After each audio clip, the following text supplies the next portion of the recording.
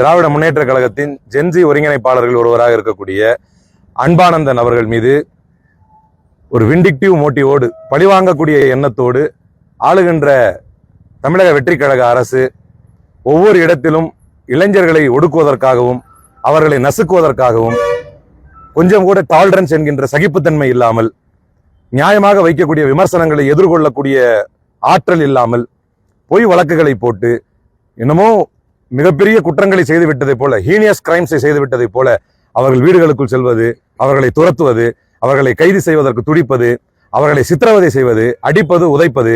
கடந்த காலங்களில் கைது செய்யப்பட்ட ஒரு சகோதரர் கூட, ஜேம்ஸ் ராஜ் என்கின்ற சகோதரர் கூட கடுமையாக தாக்கப்பட்டதுடைய விளைவு, இவர் விமர்சனம் செய்தார் என்பதற்காக சட்டம் இருக்குது, தாக்கப்பட்டதுடைய விளைவு அவருக்கு ஒரு கண் பார்வையை இன்னைக்கு பாதிப்புக்கு உள்ளாகி இருக்கிறது. அந்த வகையில் தான் இன்னைக்கு யாருமே இந்த போலீஸ் தேடி வந்தாலே பயப்படக்கூடிய அளவுக்கு ஒரு காட்டாட்சியை தமிழக வெற்றி கழகம் நடத்தி வருகிறது. அந்த வகையில் இன்றைக்கு இந்த வழக்கில் நேற்றைய தினம் அன்பானந்த் அவர்களுடைய வழக்கிலே உயர்நீதிமன்றத்திலே அதை வாபஸ் பெற்று, நம்ம போட்ட முன்பிணையை வாபஸ் பெற்று இன்றைக்கு இங்கேயே மேஜிஸ்ட்ரேட் கோர்ட்லயே, தேன்கனி கோட்டையிலே மேஜிஸ்ட்ரேட் கோர்ட்ல சரண்டர் கொடுக்கறதுக்காக வந்திருந்தோம். வந்தால் இந்த வாசல்லையே நிற்க வைத்து வழக்கறிஞர்களுடைய காரை கூட உள்ளே அனுப்பக்கூடாது என்கின்ற அளவுக்கு மேல் உத்தரவுகளை பெற்று நேரடியாக முதலமைச்சர், அமைச்சர்கள் எல்லாம் தலையிடக்கூடிய அளவுக்கு முக்கியமான வழக்கா இதெல்லாம்.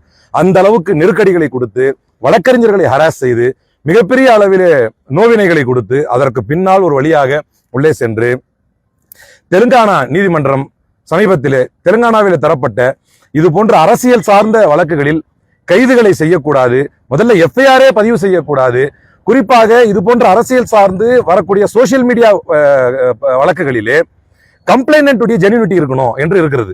இந்த வழக்கில் இவர் மேல் அன்பானந்தன் மேல் தரப்பட்ட வழக்கிலே கம்ப்ளைனன்ட் என்று சொல்லப்படக்கூடியவர் யாரோ மூர்த்தி என்கிறவர் ஒரு கம்ப்ளைண்ட் கொடுத்திருக்கார்.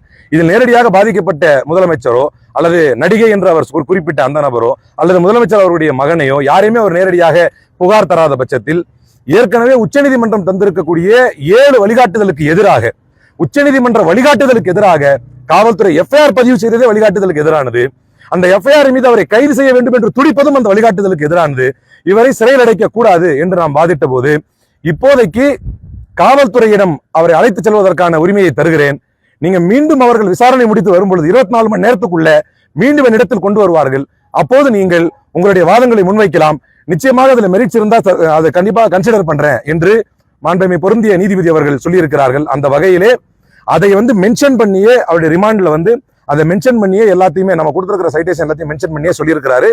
அடுத்து 24 மணி நேரத்திற்குள் அவரை மீண்டும் நீதிமன்றத்தில் ஆஜர்படுத்துவார்கள். அப்போது மீண்டும் சட்டப்பூர்வமான நம்முடைய வாதங்களை வைத்து சட்டத்துக்கு எதிராக, ஜனநாயகத்துக்கு எதிராக காட்டாட்சி தர்பார் நடத்தக்கூடிய விஜயுடைய அரசுக்கு எதிராக நம்முடைய வாதங்களை நிச்சயமாக நீதிமன்றத்தில் வைப்போம்.